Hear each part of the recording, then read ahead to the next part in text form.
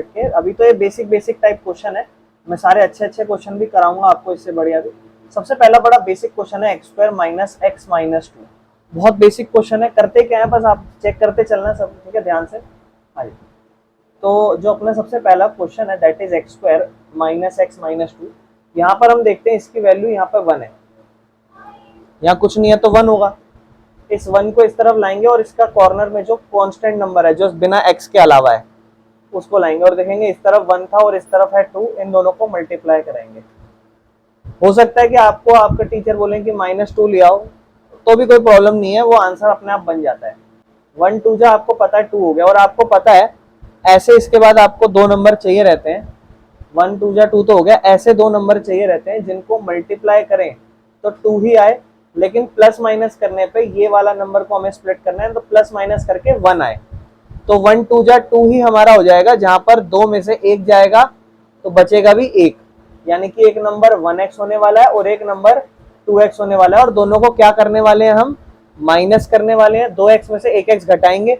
अच्छा, माइनस करोगे तो एक नंबर प्लस का लिखोगे और एक नंबर माइनस का। आंसर आपका जो यहाँ है ना वो क्या है, माइनस का। इसका मतलब बड़ा नंबर नेगेटिव रख दो और छोटा नंबर पॉजिटिव रख दो, और अब इसको स्प्लिट कर दो। जैसे क्या था, ये x² था तो ये हो जाएगा x² तो x² ही रहेगा, और एक तरफ ये लिख दो -2x और दूसरी तरफ लिख दो प्लस का 1x, और उसके बगल वाली साइड में -2 तो बचा हुआ है ही।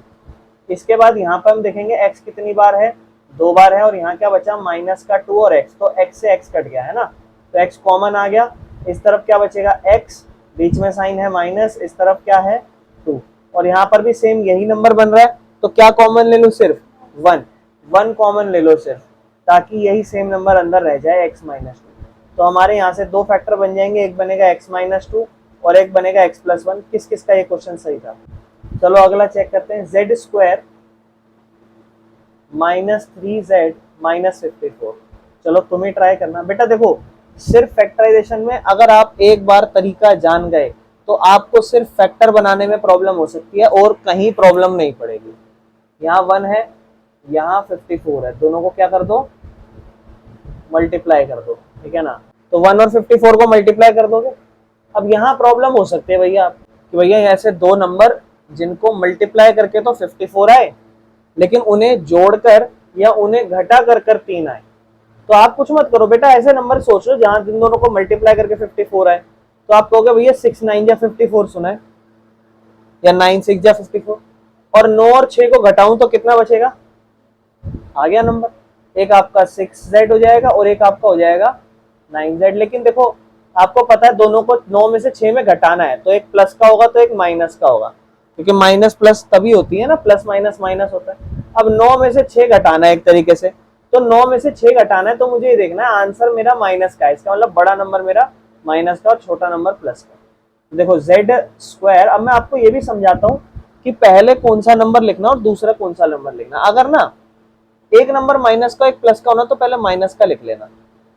वैसे तो कोई फर्क नहीं पड़ता, पर फिर भी थोड़ा सा आसान पड़ जाएगा आपके लिए, बताऊंगा क्यों। माइनस का 9z लिख लो पहले और फिर प्लस का 6z लिखो, ताकि आपको ज्यादा प्रॉब्लम ना हो, चीजें जल्दी हो जाए। अब देखो इधर देखो, z और z 2 बार और 9 और z और z कॉमन आ गया, इस तरफ बचा z माइनस 9। और यहाँ देखो, यहाँ 6 और 54 है, 6 और 54, 6 के पाड़े में 54 आता है, हाँ, तो 6 कॉमन ले लो यहाँ पे। नहीं तो चाहो तो ऐसे लिख दो 6z और 54 को लिख दो 6 मल्टीप्लाई 9, है ना, तो 6 से 6 कट गया, तो क्या कॉमन रह गया, z माइनस 9। तो एक फैक्टर बना हमारा z माइनस 9 और एक फैक्टर बना हमारा z प्लस 6। किस किस का यही आंसर आया। अपना जो नेक्स्ट क्वेश्चन है ये वाला, 2b² प्लस 32b प्लस 128।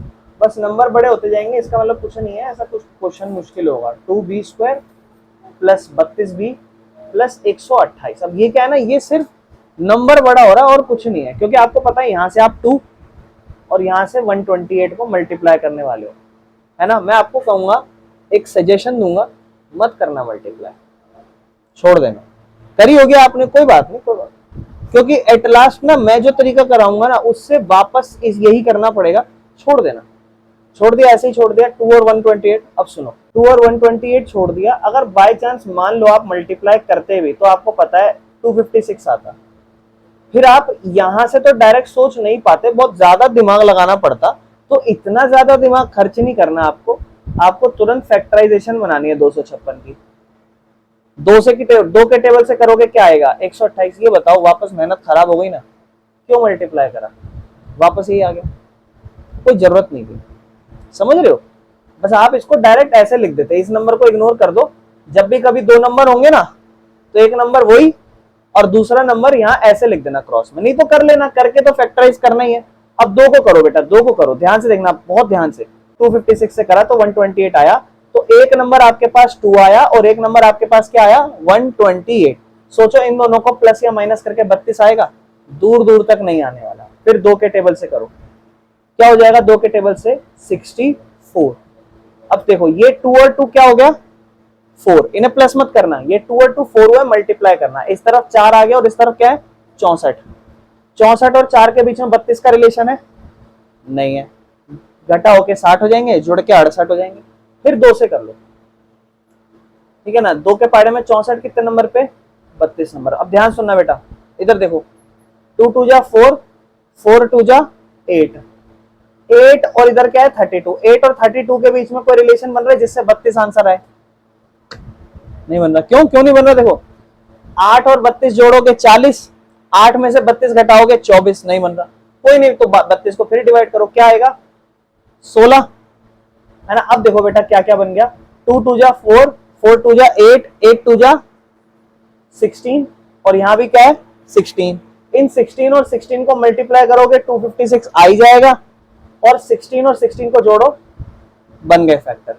ऐसे बनाने हैं आपको फैक्टर। अब देखो बन गए फैक्टर, देखो क्या लिखेंगे 2b² प्लस का ही साइन है और 16 को क्या करना है जोड़ना ही है, तो 16b प्लस इधर भी 16b प्लस 128। कोई दिक्कत? समझ में आया? अब इन दोनों में देखो 2 है, b कितनी बार है 2 बार, अब 16 है, 16 को 2 के हिसाब से डिवाइड करो, तो 2 मल्टीप्लाई क्या लिख दो 8 और मल्टीप्लाई में b, तो 2 कॉमन आ गया, b कॉमन आ गया, तो 2 और b दोनों कॉमन आ गए। इस तरफ क्या बच गया b और इस तरफ प्लस में इस तरफ क्या है। अब देखो ये इससे हमें एक आइडिया मिल गया कि यहां भी यही बनने वाला है। तो अब कैसे बनाएंगे भाई, तो पहला नंबर की तरफ देखो, देखो क्या बनना चाहिए, पहले नंबर की तरफ सिर्फ b रहना चाहिए। इसका मतलब पूरा 16 क्या आया होगा कॉमन आया होगा, तो पूरा 16 कॉमन ले लो। इस तरफ क्या बचा होगा b और जायज बात है ये 8 ही बचा होगा। बिना सोचे समझे, क्यों करनी मेहनत, जायज बात है वो 8 नंबर पे आया होगा, है ना। समझ में आया? अब देखो एक फैक्टर बन गया क्या 2b प्लस 16 और एक फैक्टर बन गया। तो चीजें आपको मेहनत नहीं करनी है ज्यादातर, ये बात ध्यान रखना।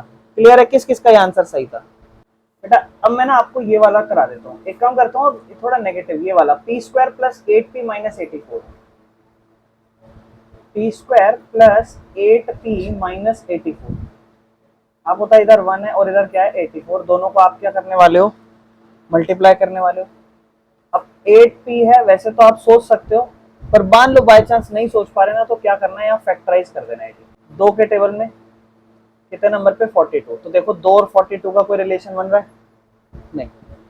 फिर 2 के टेबल में 21, देखना ध्यान से, 2 और 2 4, 2 2 जा 4, 4 और 21 के बीच में नहीं। फिर 3 से कर लो, 3 के टेबल में कितने नंबर पे 7 नंबर। तो देखो 2 2 जा 4, 4 3 जा 12, 12 और 7 में कुछ बन रहा है, यहाँ तो कोई रिलेशन ही नहीं बन रहा। जब आपको लगे ना कोई रिलेशन नहीं बन रहा, तो 2 मिनट के लिए ना रुक जाना, जब आपको लगे कोई रिलेशन नहीं बन रहा। जैसे मान लो इसमें रिलेशन नहीं बन रहा है ना, इसमें हमने बनाया तो हम क्योंकि लास्ट में हम 7 पे पहुंच गए थे, 7 के बाद तो खत्म हो जाता। तो इसके अलावा और क्या हो सकता है, अगर कभी ऐसे फैक्टराइज ना हो ना, तो हो सकता है भैया आपने जो नंबर से फैक्टराइज करा उसके अलावा किसी और नंबर से ट्राई कर लो। जैसे 84 है, इसको तो मैंने 2 से करा, पर जरूरी है क्या 2 से ही होगा, 3 से भी तो हो सकता है। 3 से करके देखो, 3 से पहले तो 2 से ही कर लेता हूँ, चलो पहले 2 से ही कर लेता हूँ। 2 के टेबल में करूंगा कितना हो जाएगा 42।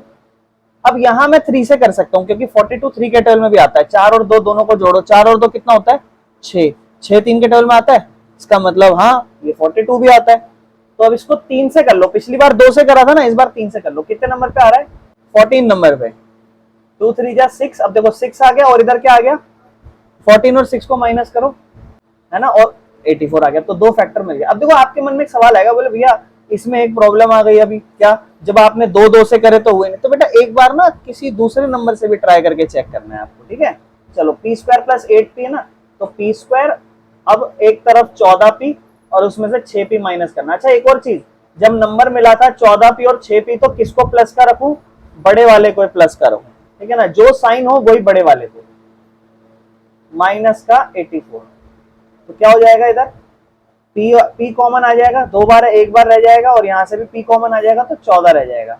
यहाँ दोनों तरफ देखो प्लस का साइन रहना चाहिए, तो इसका मतलब माइनस का भी साइन कॉमन लेने वाले हैं, और 6 का पहाड़ा ही ले लेना, क्योंकि यहाँ क्या बच रहा है बेटा, P बच रहा है। 6 का पहाड़ा जब कॉमन लोगे यहाँ P हो जाएगा, माइनस का साइन प्लस हो जाएगा, क्योंकि कॉमन ले लिया, और ये अपने आप ही क्या लिख देना, 14। मत सोचना क्यों आ रहा है, बस 14 ही आएगा। तो एक बन गया P प्लस 14 और एक बन गया P माइनस 6। किस किसने क्वेश्चन करा?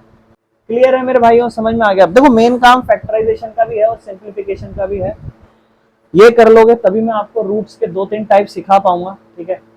ये क्वेश्चन हो गया आप लोगों का ये वाला, जिसका नहीं हुआ 2-4 मिनट दे रहा हूँ, कर लोगे ट्राई। एक और दिखा देता हूँ, बस ये last are square minus 10r, बाकी आप लोग कर लेना, है ना।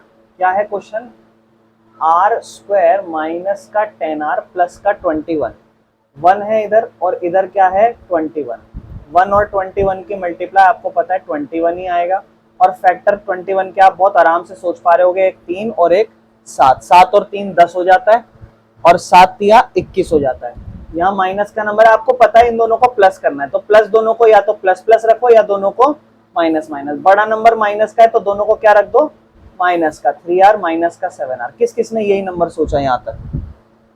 देखो ये चीज आसान है मेरे भाइयों, इसलिए मैं कह रहा हूँ मेरे भाई ये क्लास उड़ाओ मत। और एक चीज और ध्यान रखना, अब वो गया, अब वैसे तो आपको ऑलरेडी ये चीज पता है, आप छोटी क्लासों से आ रहे हो तो आपको पता है कि फर्स्ट टर्म फाइनल टर्म दोनों एक साथ आते हैं, पर अब इसकी इंपॉर्टेंस बहुत ज्यादा हो जाती है, क्योंकि आप स्कोर करना है आपको, ठीक है। आर स्क्वायर एक तरफ लिख देते हैं माइनस का 7r, एक तरफ माइनस का 3r और प्लस में 21। अब इधर देखो r, इधर सिर्फ r ही कॉमन है, तो अंदर क्या बचेगा, इस तरफ एक r रह जाएगा, और माइनस में इस तरफ r से r तो एक कॉमन आ गया, तो 7 बच जाएगा। अब दूसरी तरफ भी यही रहना चाहिए, लेकिन यहाँ साइन क्या है, प्लस का, तो इसका मतलब माइनस का साइन कॉमन आने वाला है, एक तो माइनस का साइन, और 3 और 21, क्या 21 को हम ऐसा ब्रेक डाउन कर सकते हैं कि 3 आ जाए, 7 और 3 लिख देते हैं, है ना। तो ये 3 और 3 कॉमन आ जाएगा, तो यहाँ से पूरा माइनस का 3 कॉमन आएगा, तो बचेगा r प्लस का, और ये प्लस का साइन है, क्या हो जाएगा माइनस, और दूसरी तरफ क्या रह जाएगा 7। तो एक तरफ फैक्टर बनेगा r माइनस 7 और एक तरफ बचेगा r माइनस 3। किस किसका यही आंसर आया? अब मैं आपको करा रहा हूँ रूट वाले क्वेश्चन, ध्यान समझना, ठीक है।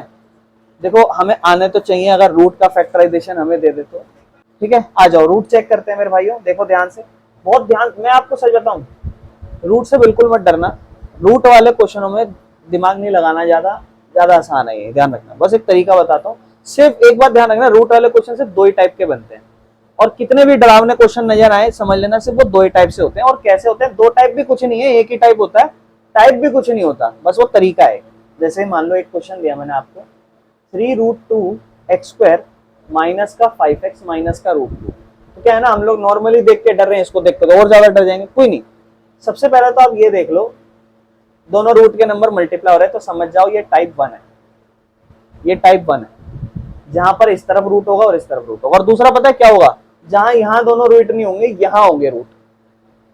एक क्वेश्चन ये बनेगा, सिर्फ ये बनेगा, जहां तो कोने में दोनों रूट हो, या फिर एक बनेगा जहां सिर्फ यहां रूट हो। तो आप देखो इस तरफ 3√2 है, और आपको पता है मल्टीप्लाई करने वाले हो किससे, √2 से। √2 और √2 मल्टीप्लाई होंगे, क्या बन जाएगा 2 बन जाएगा, है ना। और इस तरफ क्या रहेगा, सिर्फ 3, 3 2 जा क्या बन गया। अब ये बताओ 6 का फैक्टराइज करना आसान है कि नहीं है?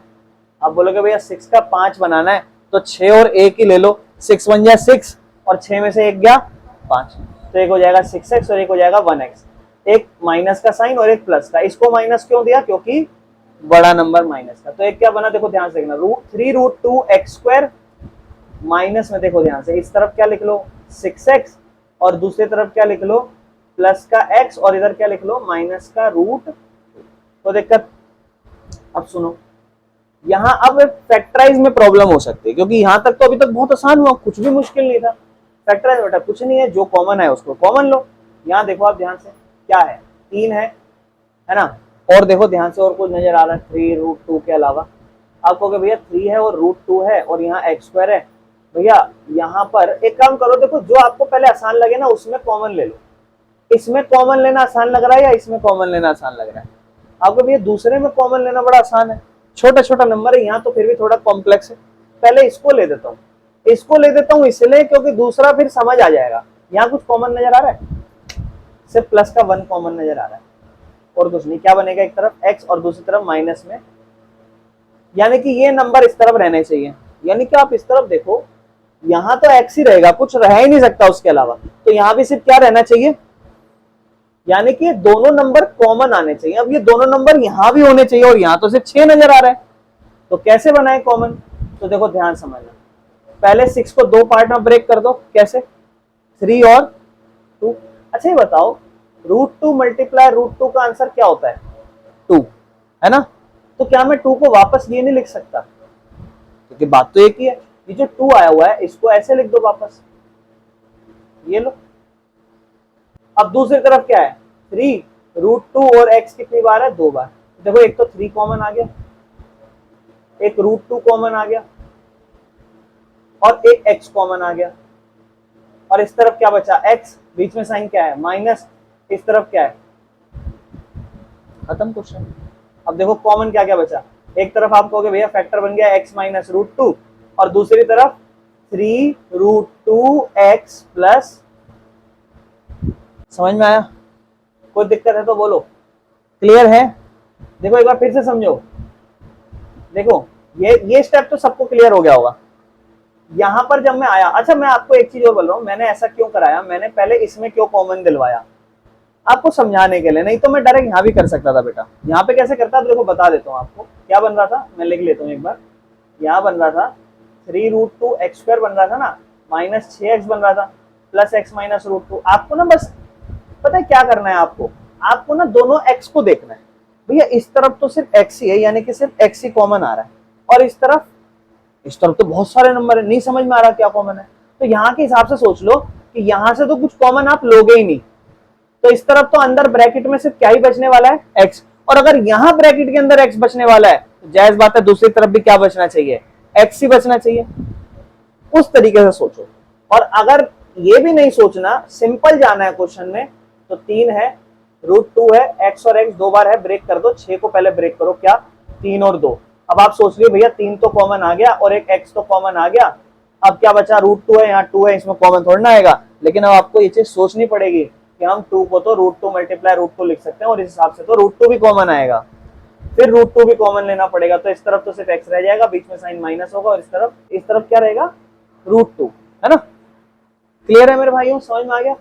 चलो अगला देखो, 3x² प्लस 5 √5x माइनस का 10 बराबर 0।